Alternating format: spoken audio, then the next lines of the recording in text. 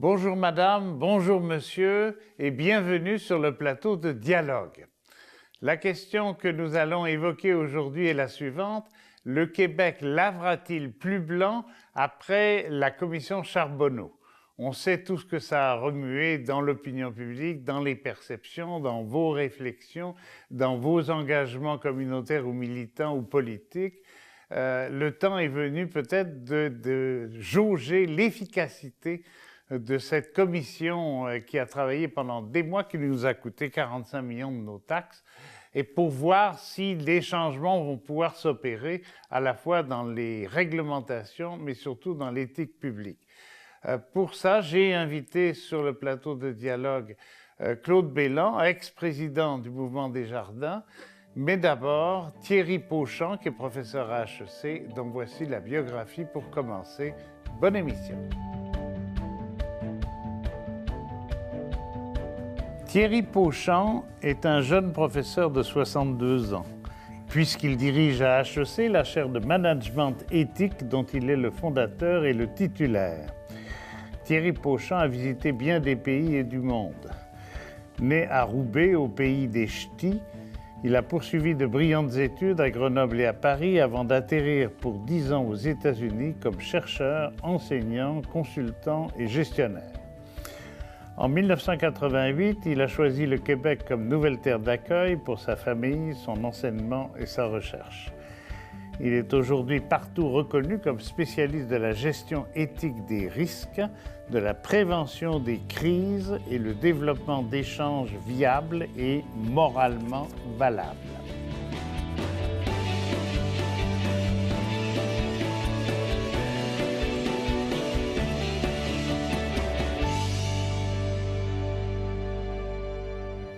Alors, la question de l'émission, bonjour Thierry. Bonjour. La question de l'émission, c'est le Québec lavera-t-il plus blanc après la commission Charbonneau? Une réponse spontanée d'abord, on ira au fond des choses après. Bon, je veux dire, je l'espère, mais on va laver, je ne sais pas si ce sera plus blanc, mais la machine va tourner. Oui? Oui. Ça va brasser. Ça va brasser. OK. Maintenant, est-ce que ça va bien fonctionner et ça va être plus blanc qu'avant? À voir. Alors, j'ai pas tout relu. 45 millions plus tard, ça fait beaucoup de papier, mais on sent très bien que, en tout cas, c'est ce qui ressort, c'est ce sentiment que c'est pas parce qu'on mettra un gendarme à chaque porte qu'on évitera le vol. Autrement dit, que des mesures comme des textes de loi, des règlements, bien sûr, il en faut, mais c'est très nettement insuffisant comme solution. Hein? Et c'est une théorie que vous défendez. Oui, moi j'étais... Bon, il y a 60 recommandations. Sur les 60, il y en a 57 qui sont réglementaires, structurelles, légalistes. Bien. On devait s'y attendre, puisque le premier commissaire est juge, le deuxième est gestionnaire, comptable. Donc, ça va aller dans la structure et dans la loi. Mais pour faire un système moral, il y a deux choses. Le premier, c'est le droit. Et le droit, ça fait des règlements, des structures, c'est coercitif, ça fait des contrôles et ça punit. Mais l'autre côté, c'est l'éthique. Et l'éthique, c'est encourager l'empathie, la conviction, la culture, la communauté, la solidarité. Pour le dire de façon simple, le droit s'intéresse à punir l'inhumain et l'éthique à encourager l'humanisme. Bon. Tout simplement parce qu'il n'y aurait pas d'échange réel, comme il n'y aurait pas de bons jeux de cartes s'il y avait des tricheurs. Oui, non, les tricheurs doivent être arrêtés et punis, là, on s'entend là. Okay. Mais, vous savez, une maison, il faut une structure, il faut une charpente, c'est le droit, puis il faut que ça soit confortable à l'intérieur, on a envie d'y vivre, c'est l'éthique. Un langage, il y a une grammaire, c'est sa structure, mais après on peut faire de la poésie aussi, et la poésie dépasse la structure. L'un appelle l'autre, et ce que je regrette dans cette histoire, non, c'est pas que je le regrette, je vais revenir, mais ce que je regrette dans les recommandations, c'est qu'on a surtout appuyé sur le côté réglementaire, punitif, la grammaire. Okay. On a fait des belles poutres. Alors c'est pour ça que je dis, oui, ça va brasser, mais je suis pas sûr que ça va devenir plus blanc. Maintenant, la commission Charbonneau a commencé avec quelque chose de fantastique, Parce que là, on a brassé réellement, ça a été diffusé, et on a fait des émissions de télé où tout le monde suivait ça comme un roman téléfeuilleton, là. Et donc, nous, la population, nous, la culture québécoise, nous avons été imprégnés de ça. Ça fait du dégoût, ça fait de la colère, ça fait du cynisme, mais au moins on s'est rendu compte qu'il y avait quelque chose là qui se passait, quelque chose de gros et quelque chose qu'il fallait arrêter. Et ça, c'est très bon parce qu'on a touché au point de vue culturel. Donc la commission Charbonneau, pour moi, a fait son meilleur travail avant qu'elle dépose son rapport. Okay. Et son rapport est contrebalancé, si vous voulez, avec tout le bien qui s'est passé. Donc on n'a pas perdu notre argent pour rien. Okay. Autrement dit, quand M. Charest a résisté pendant 2 ans à l'idée même de répondre à la demande d'une dame de la CAQ, hein, si je me rappelle bien, donc de partir une commission, c'était pas seulement pour cacher des turpitudes du Parti libéral, c'était aussi parce qu'il savait que, enfin, il redoutait cette conscience collective qui risquait d'ailleurs de le renverser, ce que les événements ont prouvé d'ailleurs. Oui, et puis une commission est médiatique, c'est-à-dire elle est partagée dans la population. Et quand on veut travailler le tissu social, il faut partager ça avec la population. S'il y a simplement des enquêtes policières, on voit rien, là. On va avoir une nouvelle ou 2 nouvelles, etc. Tandis que là, c'était inondé dans les journaux, sur les médias sociaux, à la télévision, etc., à la radio. On en a parlé beaucoup et je crois que ça fait beaucoup de bien de réaliser l'ampleur, les mécanismes, et puis de regarder que quelqu'un met son argent dans ses chaussettes en disant que c'est le bon endroit pour mettre son argent, quoi. Enfin, c'était truculent aussi, mais parlant aussi dans la société dans laquelle on vit. OK. Quand vous parlez de culture, là, vous avez fait une image au niveau de la poésie, vous avez fait une image au niveau du confort. Vous distinguez ça de la société. La société, c'est les mécanismes, les institutions, etc., ce que vous appelez la structure. La culture, ça fait partie du domaine, ça implique les comportements, bon, mais ça implique le long terme. Autrement dit, il va falloir combien de générations pour arriver véritablement parce qu'il y a une culture en ce moment, c'est la culture du détournement, c'est la culture du lobbying, c'est la culture des pressions des groupes d'intérêt. En fait, il faut changer de culture, c'est pas rien. Non, et puis cette culture, comme vous le savez, elle influe aussi sur les mécanismes structuraux, elle influe sur les institutions qu'on se donne. Les valeurs que nous portons deviennent des normes. L'un appelle l'autre, vice-versa, d'un côté positif ou d'un côté négatif. Et oui, un changement culturel met plus longtemps à s'effectuer. La révolution tranquille du Québec a mis du temps à s'effectuer. Et en effet, elle a enfanté des structures, des institutions, etc. Mais ce que je regrette aujourd'hui, c'est qu'on essaye de modifier la culture par de la structure. C'est l'inverse qui devrait se passer. Et bien, c'est le choix que nous avons fait. On va brasser. Il y a des gens qui vont se faire arrêter. Ça, on n'a pas fait ça tout pour rien. Et heureusement qu'il y a eu tout ce qui s'est passé avant de diffusion dans la culture. Ça, c'est très important pour moi. OK. Autrement dit, on a touché à la morale et surtout à la société civile, le téléspectateur qui regarde ça et qui ne se prend pas pour un autre, qui n'est pas forcément lui-même « Oh, ils ont bien fait les filous, ils ont réussi ce que moi je raterais probablement. » Mais il y a des interventions qui pourraient être faites. Là, par exemple, c'est dommage que l'un des bouts culturels qu'ils ont, c'est de dire, bon, les gens qui vont s'occuper des dossiers municipaux pour les travaux publics vont devoir suivre un cours de gouvernance et de déontologie. On est encore dans les structures, là. Gouvernance et déontologie, on est encore dans les structures. Moi, j'aurais préféré de dire, on va faire des séminaires qui vont utiliser de l'art, qui vont utiliser des films, qui vont utiliser des jeux, qui vont utiliser... Enfin bref, il y a plein de choses qu'on peut faire au niveau pédagogique pour que les gens comprennent qu'on peut faire des affaires propres et que finalement, ça va mieux. Après, quand on fait des affaires propres, on n'est pas obligé en affaires de tricher pour gagner sa vie. On peut gagner sa vie honnêtement et même très bien en faisant des choses propres. Mais ça, on n'y touche pas. Alors, on va le couvrir avec de la gouvernance et de la déontologie. La déontologie, c'est le bout légaliste de l'éthique. Alors, ça y est, on répète de la structure. Et je ne pense pas que ça va aider. D'expliquer aux gens pourquoi il y a des gens qui se sont fait mal sur un trottoir mal fait, de les mettre en contact avec la douleur des gens, de Madame Tremblay qui est descendue de son trottoir, qui s'est cassé la cheville, qui a dû aller au CLSC, à l'hôpital pour... Ça, c'est intéressant parce que les gens, à ce moment-là, voient que en trichant à la mairie ou dans un autre endroit, voilà ce que ça s'est passé. Et à ce moment-là, vous retissez une communauté.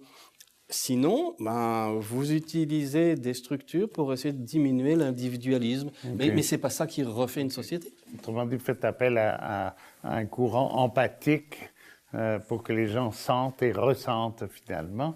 Dans un texte que j'ai lu de vous, vous dites précisément au niveau de la culture que ça ne dépend pas seulement des magistrats et des policiers, et pas non plus des avocats, ça dépend aussi de la morale publique, mais quand vous citez la ville de Montréal, parce que vous parlez d'Enron, vous parlez Sûr. Aussi d'une autre compagnie, je ne me rappelle plus, mais pour la ville de Montréal, qui a l'air d'être devenue la capitale de l'immoralité dans ce domaine, dans le domaine des marchés publics, vous citez un spécialiste, un expert, M. Bandura, qui parle de rationalisation, c'est-à-dire vous savez, la rationalisation au sens psychiatrique.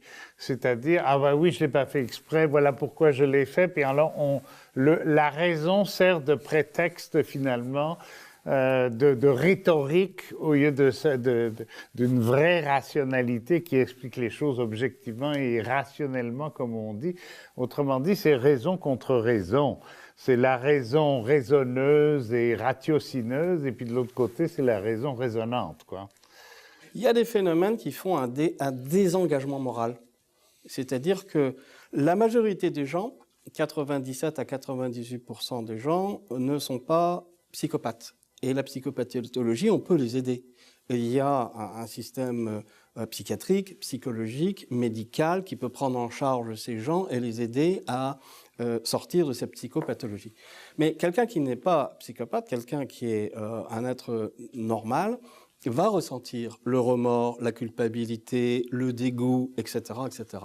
Malheureusement, il y a des cultures perverses, et si vous mettez dedans la mafia, etc., qui font que quelque chose qui semble dégoûtant, anormal, immoral, devient normal, moral, pas dégoûtante. Et alors, ça touche les comportements, ça touche les responsabilités des gens, ça touche les conséquences de ce qui se passe, ça touche les victimes. Et tout ça, ça va diminuer. Par exemple, on peut excuser la mafia, ça s'est fait durant la commission Charbonneau, en disant « ouais, ils étaient de la mafia, mais franchement, ils agissaient comme des gentlemen ». Regardez le discours. On vient, avec cette phrase-là, de dire « finalement, les mafiaseux, ils sont cool ». Ou ouais, c'est vrai que j'ai pris cet argent, mais j'étais le dépenser au casino, alors finalement je le redonnais, quoi. Donc j'ai bien fait, ça veut dire ça cette phrase, j'ai bien fait de prendre cet argent puisque je le redonne aujourd'hui à la société. Applaudissez-moi, bravo. Alors vous voyez, il y a une espèce de renversement moral qui se fait. Le problème, quand ça devient culturel et quand ça devient dans une organisation, c'est que tout le monde va faire ça. Et il y a des gens qui vont le renforcer. Et quand vous mettez des leaders qui renforcent ça aussi, de dire « c'est normal de descendre dans le parking, il y a des cadeaux pour Noël, prends donc ta bouteille de scotch ». Et alors, il y a toute cette chose qui se met. Et après, quand vous mettez des criminels qui vont dire « si tu n'obéis pas, toi, tu vas te retrouver 6 mètres en dessous du béton », disons que ça fasse une certaine pression sociale très importante. Maintenant, sur Montréal, arrêtons là. Moi, j'ai regardé là-dedans, ça se passe en finance, ça se passe dans l'automobile, ça se passe à New York, ça se passe à Paris, ça se passe à Jakarta, ça se passe à Montréal. Il faut arrêter aussi de nous regarder le nombril du monde en disant nous sommes la capitale du vice, etc. C'est juste pas vrai. Par contre, des villes comme New York ou comme d'autres, Singapour, ont des systèmes, à mon avis, plus efficaces que les nôtres parce qu'ils ne touchent pas simplement le tissu légal, la structure légale, mais aussi la structure sociale. Eux rentrent dans la culture. La ville de New York fait 4600 séminaires par année pour démontrer aux gens qu'on peut faire des affaires de façon correcte.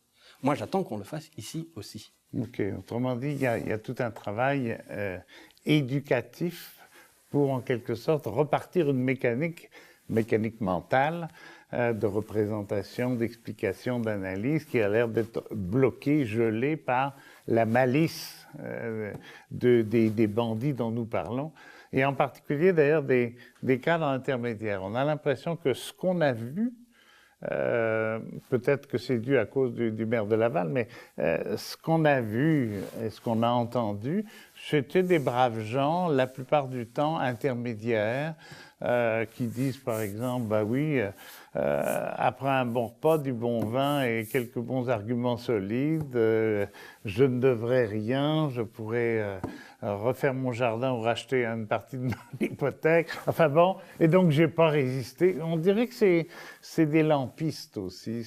Oui. Hein, oui. C'est pour ça que moi, dans les études qu'on a fait, puis on avait envoyé à la commission Charbonneau, on a dit, écoutez, entraînez donc vos gens à la criminatologie, entraînez les gens à l'anthropologie, entraînez les gens à la psychopathologie pour qu'ils puissent détecter des choses comme ça. Comment ça se fait qu'on a laissé passer des gens qui étaient réellement pas bien dans leur peau et puis qu'on leur a donné des postes importants? Là, ça se détecte, là. Mais ça prend un doigté, ça se prend un senti. Sharon Walkings et la dame qui, dans la firme Aaron, a tiré la sonnette d'alarme là, en disant « Écoute, il se passe des choses absolument effroyables ». Et elle a un test qui est intéressant. Autour de la machine à café, de quoi les gens discutent? S'ils discutent de la Lamborghini qu'ils se sont achetés, ou d'une voiture allemande très chère, ou etc., c'est assez différent que s'ils discutent en disant « on a fait un bon produit, un bon service ». C'est-à-dire, réellement, l'amour du métier qu'on essaie de faire, l'expertise, les bons coups qu'on a fait, et de dire « regardez, Jean, ce qu'on a fait ensemble, c'est génial, ça ». C'est une conversation extrêmement différente de dire « je viens de m'acheter une penthouse de 1300 pieds carrés ». Alors, c'est ça qu'il faut capturer. Et malheureusement, dans la commission Charbonneau, il n'y a rien sur cette capture anthropologique de la culture.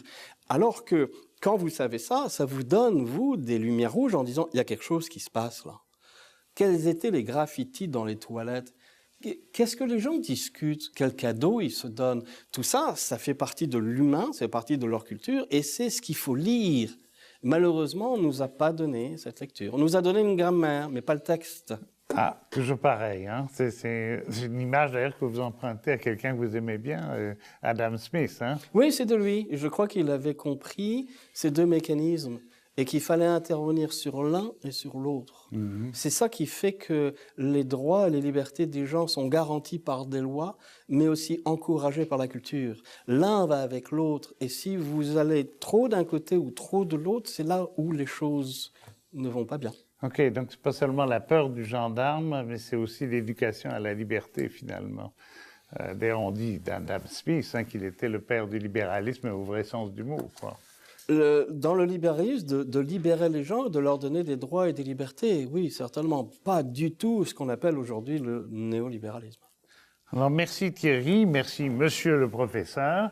Et nous allons, vous savez que nous avons un deuxième invité tout aussi prestigieux que vous, un peu plus âgé, donc peut-être un peu plus sage, Claude Bélan, que nous allons accueillir maintenant dans le studio. Bonjour, Président. Monsieur Calette, bonjour. Qui ne connaît pas Claude Bélan?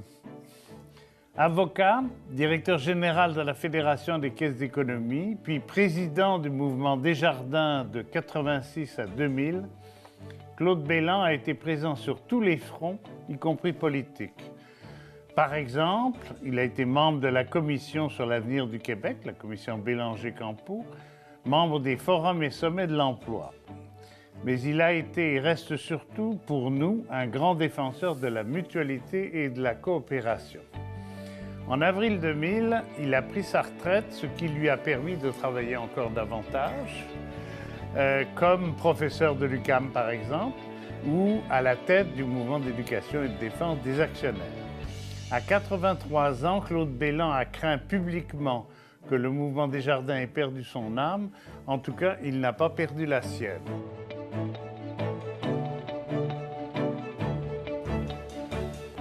Alors, Monsieur Bélan, bonjour. Merci d'être avec nous suite à l'entrevue que vous avez entendue d'ailleurs du professeur Thierry Pauchant, et on va le retrouver tout à l'heure pour la conclusion de cette émission. Si je vous ai demandé de venir, c'est parce que je vous ai déjà entendu intervenir, pas seulement en tant que banquier, enfin tout ce qu'on disait de beau sur vos talents de président du Mouvement des Jardins, mais parce que vous raisonnez beaucoup en termes de valeurs. Alors je vais commencer par un exemple qui a défrayé la chronique il y a peu de temps. On sait maintenant que les 100 meilleurs PDG canadiens, meilleurs, je ne sais pas, enfin le top 100, gagnent en une journée et demie ce qu'un travailleur moyen canadien gagne en un an. Et je me rappelle vous avoir entendu dire que vous aviez un salaire confortable quand vous étiez au Mouvement des Jardins, et on peut le comprendre, mais que certains ou certaines de vos successeurs en avaient pour 10 ou 15 fois plus en comptant tous les bonnies.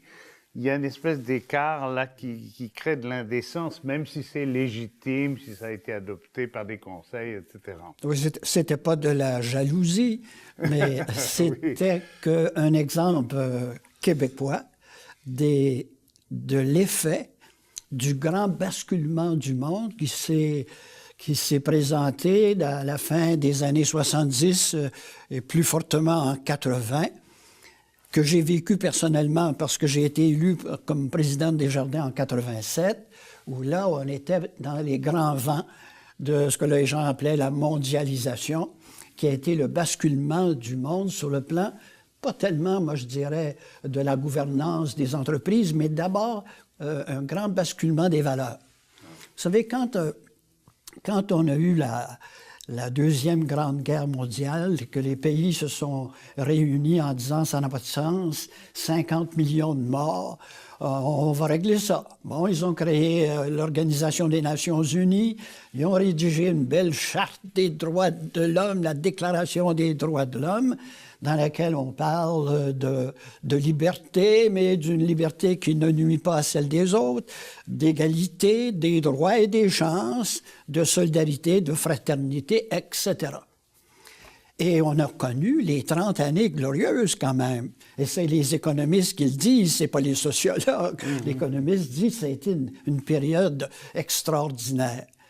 Moi, à compter des années 60, alors j'étais dans la trentaine, et je voyais ce nouveau Québec qui était en train de se dessiner.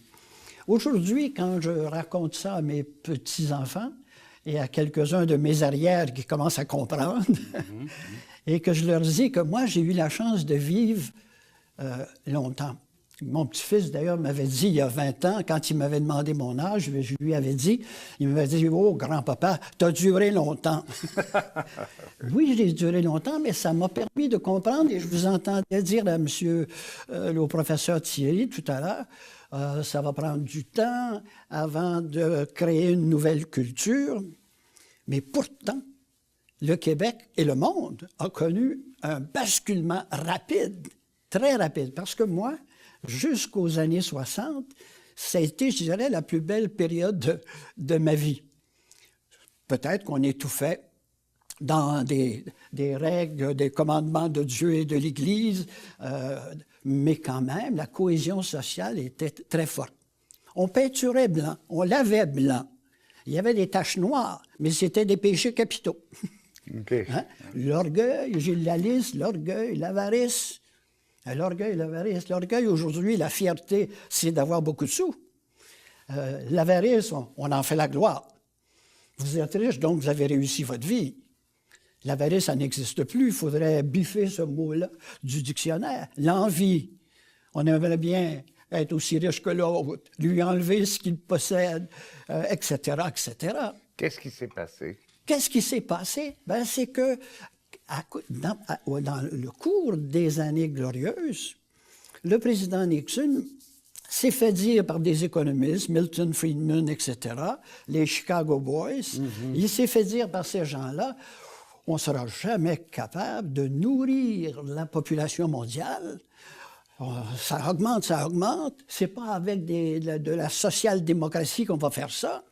Il faut que l'élément central du développement, maintenant, ce soit l'économie et la finance. Il faut produire au maximum. Et si on veut produire au maximum, il faut donner la liberté totale aux entrepreneurs, aux hommes d'affaires, à ceux qui créent de la richesse. Ce qu'il fallait ceux démontrer. qui font des vraies affaires, Okay. autrement dit. Alors, ça a fait un basculement incroyable. Le président Nixon a décidé, lui qui était chargé depuis la fin de la Deuxième Grande Guerre, de protéger la stabilité monétaire grâce à l'entente de Bretton Woods. Ouais. Le président Nixon a dit, si c'est comme ça, moi, mon argent américain, je vais la faire évaluer par les marchés. Et pour la première fois depuis fort longtemps, il s'est produit plus de richesse strictement par la spéculation que par l'économie réelle. Et ça, c'est incroyable. George Soros a fait 1 milliard de profits, de création de richesse, sans produire un cure-dent. Juste sur le papier. Juste sur le papier, en misant sur la livre sterling. Et ça crée un monde nouveau. Le nouveau roi, le nouvel empereur, c'est l'argent. Alors, autrement dit, pourquoi croire que la modération a bien meilleur goût oui, comment? à ce moment-là? Oui, c'est ça. Il en faut un peu. On a tellement d'argent qu'on ne pourrait pas se modérer quand on boit. Mais je pense que ça a amené ça a réveillé la cupidité humaine. Ça a vraiment servi à miser sur ce que j'appelle, moi, l'animalité de l'homme. On est revenu au courant primaire de l'Antiquité. Alors, le roi, il n'y avait même pas de citoyens, des sujets du roi. Mais il y avait des grandes familles riches. Aujourd'hui, quand vous pensez qu'aux États-Unis, 1% de la population détient 50% du total de la richesse, on n'est pas loin du temps de la royauté. Autrement dit, c'est la régression qui s'est installée. Oui. Hein? Alors, et c'est pour ça que je dis, moi, après la commission Charbonneau, le Québec lavera-t-il plus blanc? Ben, j'y crois pas. Parce que si c'est arrivé, ça, chez nous, c'est que les gens se font justice à eux-mêmes. Hein, le petit ouvrier son fils a besoin d'un ordinateur à l'école, puis il n'a pas les moyens, puis que son patron fait 12 millions par année. Ben pourquoi? Il dit, mon patron, il n'en mourra pas, là. Je vais le prendre, l'ordinateur, puis mon fils va avoir. Et lui, là, c'est un péché. Mais le 8 millions, c'est pas un péché. Hein? Alors, c'est un monde qui bascule complètement, où, finalement, c'est le roi, c'est l'argent qui devient le roi. Tout se justifie. Moi, quand j'ai des amis que je connais qui ont été nommés et identifiés à la commission Charbonneau, et quand je leur parle, ils disent, « écoute, Bélan, si on n'avait pas fait ça, on serait en faillite. Les autres, ils font ça, puis ils ont les contrats. Si je ne fais pas ça, moi, je vais mourir. » Alors, puisque c'est ça la règle du jeu, je la joue. Okay. Il ne se sent pas coupable.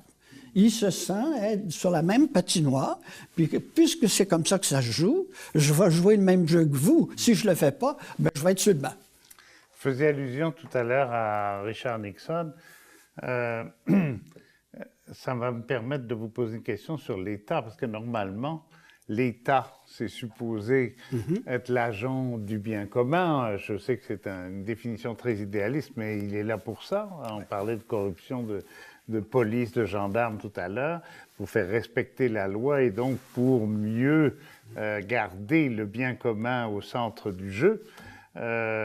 Autrement dit, ce que ça a entraîné, c'est le dépérissement de l'État, c'est la précarisation des institutions publiques. Et vous savez pourquoi Nixon, puisque c'est lui, quand il a inventé l'évaluation de l'argent sur les marchés des devises, il s'est créé 2 nouveaux piliers de la société.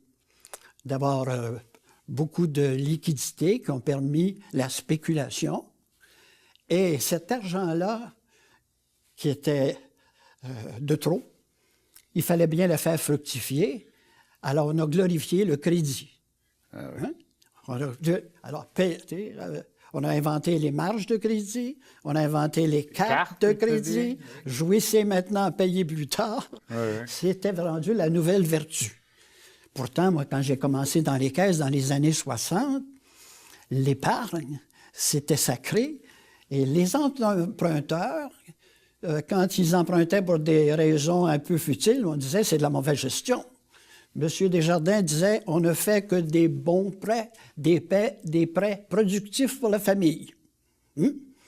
Mais aujourd'hui, ce n'est pas ça. On encourage le crédit. Moi, à l'UQAM, il m'arrive de faire des petites expériences et demander aux étudiants qui a des cartes de crédit. Ils en ont tous. Qui en a 2? Oh, la moitié de la classe. Qui en a 3? Ben, il y a quelques-uns. Mais quand je leur dis, mais oui, mais vous nourrissez les banquiers, vous vous plaignez des salaires des banquiers, des profits des banquiers, mais c'est vous qui les nourrissez. Mais M. Belland, on ne peut pas faire autrement si on veut vivre. Le crédit fait partie de sa vie. OK. Est-ce que M. Belland, je ne parle pas en tant que personne, mais en tant qu'agent économique important à la présidence du Mouvement Desjardins, vous aussi, vous ne pouviez pas dire, vous ne pouvez pas faire autrement. Vous avez fini par créer des cartes de crédit aussi. Oui, on a créé une carte de crédit, mais que, pudiquement, dans mon temps, on n'appelait pas une carte de crédit, on appelait une carte de paiement. Ah, OK. Et on disait aux gens, n'oubliez pas, pour ne pas payer d'intérêt, il faut payer dans les 19 jours suivant la réception du compte.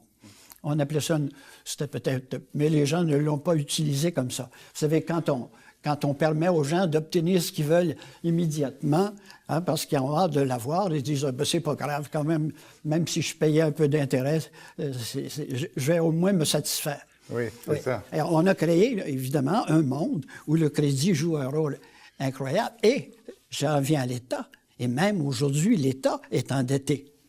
Alors, l'État, il s'agenouille devant les banquiers. Regardez quand la crise aux États-Unis, le gouvernement a subventionné les banques pour qu'elles survivent à leur fraude.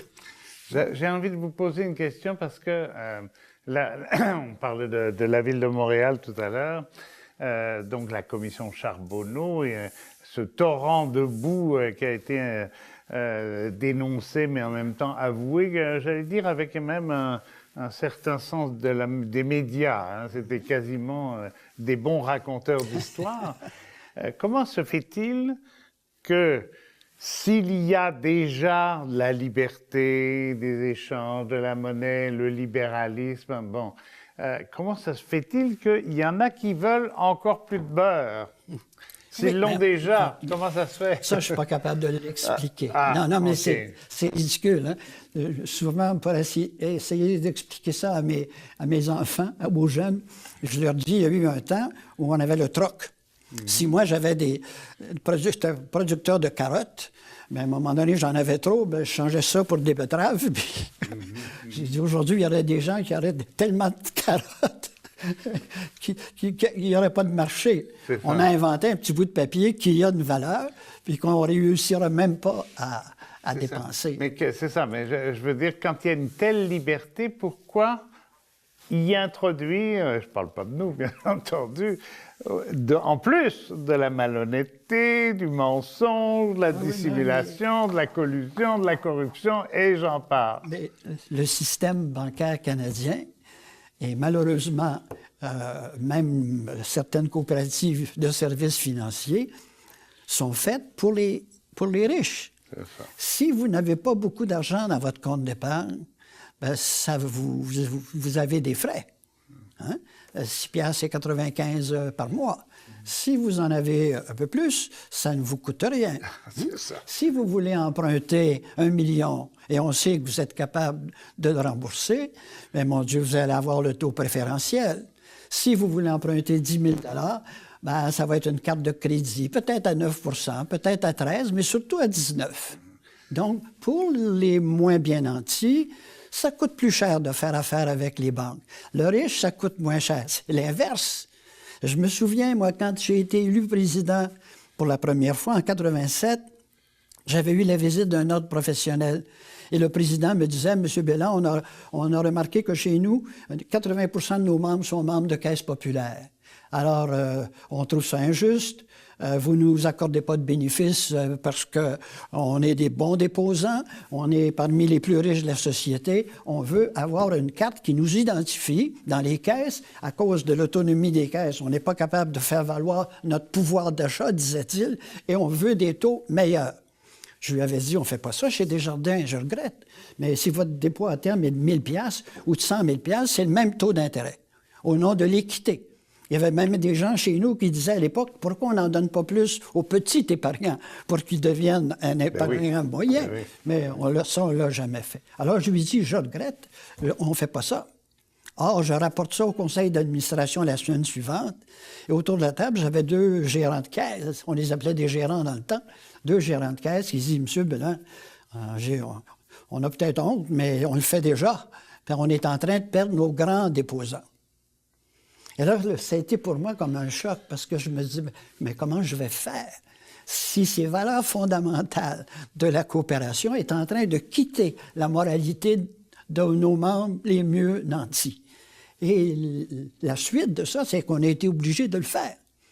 Parce qu'il faut bien avoir de l'épargne si on veut prêter aux petits. C'est ça. Et le plus riche disait, bien, si vous voulez avoir mon argent, il faut que vous me payiez plus. Okay. Il y a eu un changement de valeur incroyable. OK. On en reparlera tout à l'heure, mais il va falloir à un moment qu'on fasse quelque chose. On a déjà frappé un mur en 2008. Mais ce que je déplore, puis c'est que c'est pas ça. Moi, j'ai été chanceux dans ma carrière. Quand j'étais à l'école, quand j'étais au collège, on enseignait au collège, à l'école, les mêmes valeurs que mes parents m'ont enseignées. Il y avait une continuité incroyable. Okay. Mais aujourd'hui, le savoir-être, hein, quand j'ai fait mon cours chez les Jésuites, on apprenait à apprendre. On apprenait des bons citoyens. Le reste, c'était notre responsabilité. Mais aujourd'hui, dans nos maisons d'enseignement, on insiste tellement sur l'employabilité.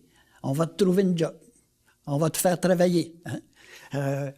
C'est le savoir-faire. Mais pendant ce temps-là, l'humanité, qui est pourtant très vieille, l'humanité n'a pas appris à vivre ensemble. C'est incroyable, ça. C'est incroyable. Un animal raisonnable qui n'a pas réussi. Apprendre à vivre ensemble. Apprendre à vivre ensemble, oui. Alors, si vous voulez bien, on va se rediriger vers la table du début pour un multiple dialogue avec Thierry Pauchant.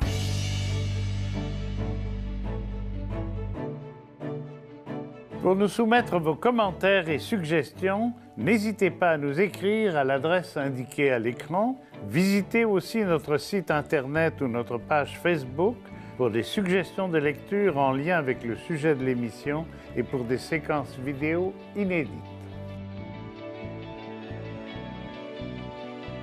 Alors nous voici de nouveau à la même table cette fois. Le président Bélan a écouté Thierry et inversement, Thierry Pauchant a écouté le président Bélan. Donc on va essayer de prendre un peu de recul pour se donner un peu de profondeur, évidemment.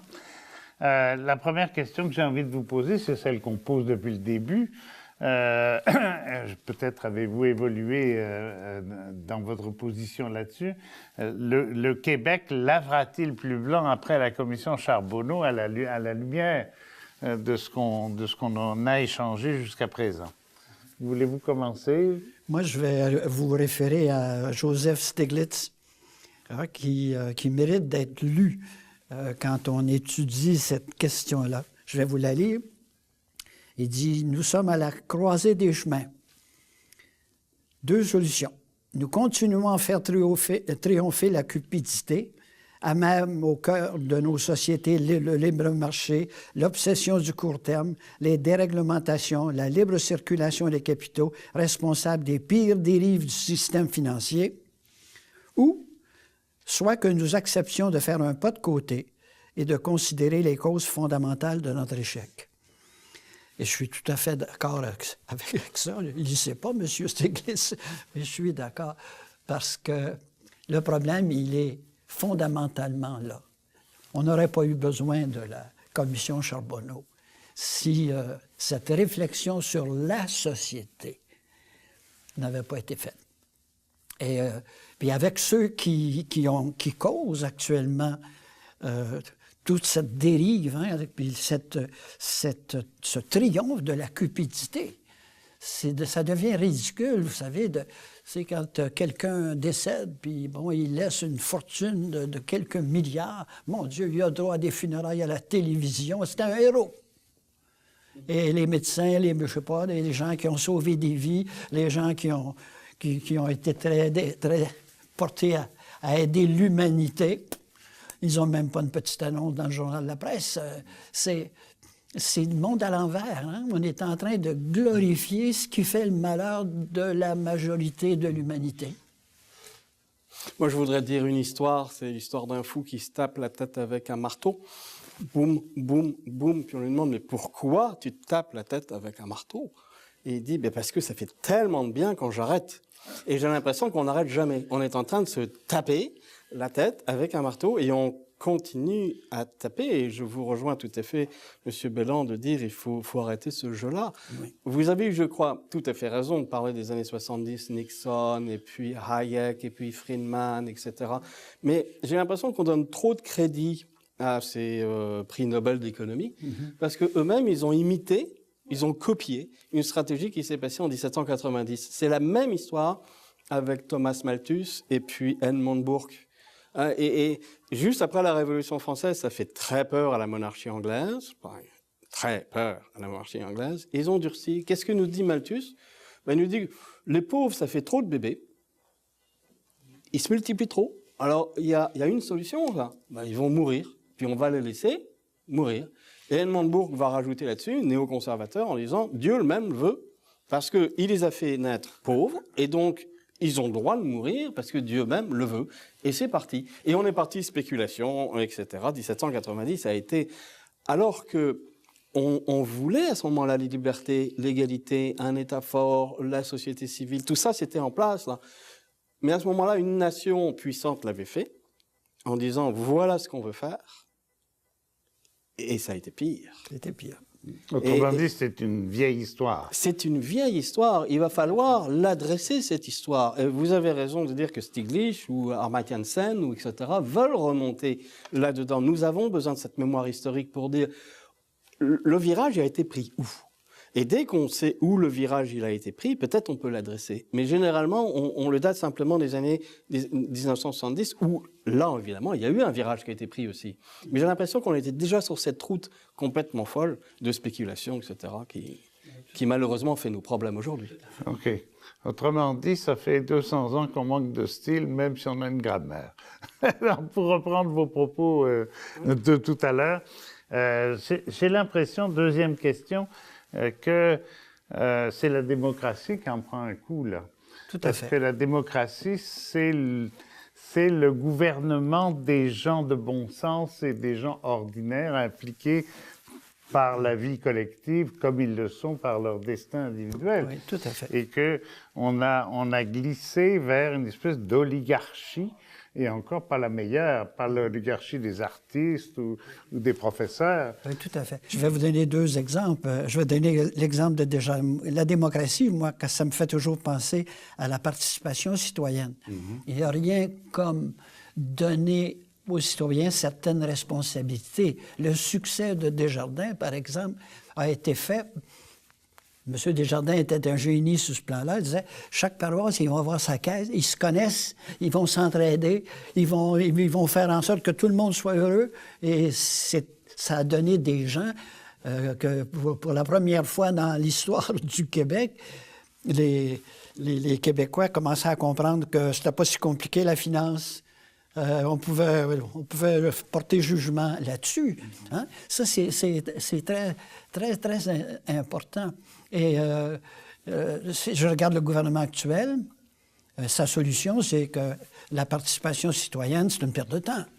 Et aux États-Unis, je lisais dans la revue Harvard un professeur qui dit, écoutez une minute, là, on fait venir n'importe qui. On demande un permis pour conduire une automobile. On pourrait peut-être demander un permis pour conduire les gens dans la salle de votation, hein, monter à ce qu'ils sont capables de voter. Imaginez, on est rendu à considérer des sujets du roi, là. Eux autres, ils ne sont pas capables de décider. On ne dit pas on va les informer, on dit on va leur enlever le droit de donner leur opinion. Quand Stiglitz dit on va faire un pas de côté, j'aimerais ça savoir qu'est-ce qu'il veut faire sur son pas de côté. Est-ce qu'il veut regarder ces questions-là ou s'il veut dire on va taxer davantage les riches? ça donnera rien, ça, à mon point de vue. Autrement dit, comment on peut faire ce pas de côté? Quand vous parliez du mouvement des jardins tantôt, je pensais à, c'est un sociologue allemand du 19e siècle, je cherche son nom, mais je ne le retrouve pas, qui distinguait la communauté et la société. Je me disais, la caisse populaire, c'était la caisse d'une communauté. Le mouvement des jardins, c'est la banque d'une société un peu avant-gardiste, un peu plus ouverte, etc. Bon, alors ce passage, est-ce qu'on devrait revenir en partie au local, développement local, à la communauté qui se prend en charge et non pas à une technocratie qui va vous mettre un guichet automatique, quoi? Je pense qu'il faut responsabiliser les citoyens, ne pas en faire simplement des consommateurs. Être citoyen, c'est assumer des responsabilités de citoyenneté, des responsabilités de vivre ensemble. J'ai une responsabilité de mon voisin. Si j'ai le sens démocratique, je veux m'assurer que dans ma communauté, quand je fais quelque chose, mon père m'avait expliqué ça. Quand je lui avais demandé qu'est-ce que c'est l'éthique, papa, il m'avait dit, avant de parler ou avant de faire quelque chose, demande-toi si tu nuis à quelqu'un. Et si tu nuis à quelqu'un, dis-le pas ou fais-le pas. C'était sévère. C'était sévère, mais ça me disait, préoccupe-toi des autres, parce que si tu penses juste à toi, tu n'iras pas loin. OK.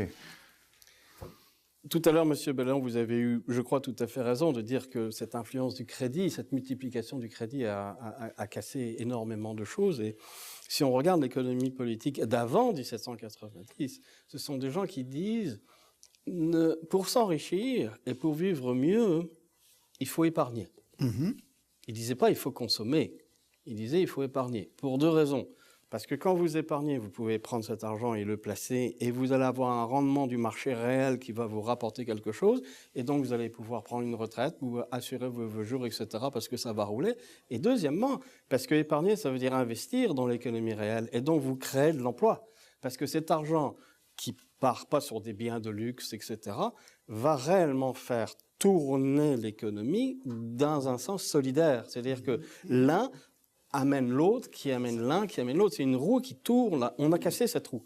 Et aujourd'hui, cette société d'ultra-consommation, c'est pas vrai qu'elle investit autant dans l'économie réelle. C'est plus vrai du tout, ça, aujourd'hui. On fait énormément de l'argent avec de l'argent en spéculation, vous l'avez très bien dit tout à l'heure. Et donc, de recommencer à avoir une autre économie politique, peut-être en dehors des grosses batailles idéologiques, droite-gauche, Piketty, à un certain moment, où vous mentionnez Spirlis, et là, je me permets de mentionner Piketty, il disait, l'économie, vous ne pouvez pas la casser de l'anthropologie, de l'histoire. C'est une science sociale, il faut prendre toutes ces sciences sociales. Je crois qu'il a tout à fait raison. Et de retourner, de voir où ce virage a été pris, où cette roue a été cassée, ça nous aiderait énormément. Oui, ça serait ça, le fameux pas de côté. On sort de la COP 21. Où là, quand ça a commencé, enfin c'est une longue histoire, mais quand les 2 dernières semaines, il n'y en a pas beaucoup qui auraient parié sur un succès éventuel avec des gros pollueurs comme la Chine, le Brésil, etc., ou les États-Unis eux-mêmes. Et puis, voilà que, en partie probablement grâce aux citoyens ordinaires qui agitaient et agissaient dans les couloirs, la pression a tellement monté que même les États les plus coupables, les plus irresponsables, ont fini par signer sans trop de contraintes, mais quand même. Est-ce que c'est ce genre d'initiative qu'il faudrait développer au niveau de l'économie, non seulement évidemment pour éviter les fraudeurs, la commission Charbonneau, etc., mais pour repartir dans une société qui est au service d'elle-même et non pas au service d'une minorité. C'était un exercice absolument extrêmement périlleux, parce que vous avez grosso modo 200 nations qui vont discuter, des petites, des grosses, des puissantes, des pas puissantes, et dans un couvert de négociations raisonnées. Est-ce que ça a été mieux qu'avant? Oui. est-ce qu'on a réellement avancé? Je sais pas, moi je suis sorti de COP21 en regardant, bon, le coupable c'est le charbon, on va arrêter le charbon, puis on peut faire du pétrole, mais le gaz naturel c'est mieux parce que c'est du pétrole raffiné, ça, c'est pas polluant. Hein. Et le charbon, non. Alors, on a au moins fermé cette porte-là. Je comprends qu'il y a un désinvestissement qui se fait sur l'énergie fossile fort aujourd'hui des universités, mais on est encore loin du compte. Mais l'idéal est là. Et c'était l'une des premières fois où les nations du monde se sont rapprochées pour essayer de faire quelque chose en commun. Ça, c'est très beau. Et c'est très nouveau aussi. Et que, après les fois où ça s'est cassé la figure, ils ont au moins réussi à accoucher d'une chose. C'est très beau aussi. C'est très encourageant. Parce que quand on regarde... revenons au problème de la corruption. Et ce que vous avez dit finalement, c'est pas qu'il y a des esprits tordus et des âmes noires, comme on le savait quand on avait 20 ans au collège. On nous apprenait ça, qu'il y avait des bandits puis qu'il fallait... Bon, c'est bien plus parce que le libéralisme à la sauce américaine, là, vous avez raconté le détournement de Bretton Woods, enfin l'opération Nixon dans les années 70. Autrement dit, et je rejoins aussi ce que vous disiez sur la grammaire ou le style, c'est pas juste, autrement dit, d'une façon punitive et en donnant aux juges, y compris s'il s'appelle Madame Charbonneau, les pleins pouvoirs, qu'on va arriver à quelque chose par rapport à la corruption, mais bien en jouant sur le système lui-même qui n'a pas entraîné, autrement dit, des déviances, mais qui a entraîné des conséquences. C'est parce qu'on en est venu très rapidement à des éthiques sectorielles qui contredisent finalement une éthique du bien commun. Okay. C'est très sectoriel. Je suis certain, comme je le disais tout à l'heure, et puis les gens me le disent encore, écoute, Bélan, si je n'avais pas fait ça, ma firme d'ingénieur, elle n'existerait pas. Donc, j'ai joué les règles du jeu, l'éthique de ma profession. On est rendu avec des éthiques sectorielles. On ne se pose même pas de questions. En faisant ça, ce que je nuis à la société, en faisant en sorte d'endetter les gens puis de dire hey, empruntez, j'ai beaucoup de liquidités, puis empruntez, puis même si ça vous coûte 19 %, et, est-ce que pendant ce temps-là, on me pose la question, est-ce que je suis en train de vicier ou de peinturer moins blanc? Et vous peinturez en noir et en rouge, surtout bien des gens, oui. Hein, parce que vous les endettez profondément, même les États. Alors, on ne s'est pas posé la question. On était fidèle à son éthique sectorielle, donc je suis un bon joueur. OK. Ça, c'est intéressant de voir. Hein, l'éthique, il n'y a d'éthique, autrement dit, que globale. Ben, tout à l'heure, on parlait de désengagement moral. C'est ça. Et nous, ce qu'on avait fait dans l'exercice, on avait planché sur la mairie de Montréal, le système financier international, la grosse crise de 2007-2008, et Enron, qui est une compagnie américaine qui s'est cassé la figure. Mais vous trouvez que ce désengagement vers les comportements, les responsabilités, les conséquences et les victimes, vous prenez les trois histoires, c'est les mêmes mécanismes. Ce sont des gens qui se déresponsabilisent pour des soi-disant éthiques sectorielles, qui ne sont pas du tout des éthiques, mais ça va donner l'illusion que ce que je fais, c'est normal. Et c'est un phénomène qui est global, c'est pas simplement Montréal, là. C'est aussi la finance internationale, et c'est aussi une compagnie américaine, puis on pourrait multiplier. Regardez Volkswagen, là, je vous parie que on étudierait Volkswagen, on trouverait les mêmes mécanismes. Et c'est à ces mécanismes-là qu'il faut s'attaquer. C'est ça, exactement. Oui. Donc, autrement dit, c'est toujours pareil, hein?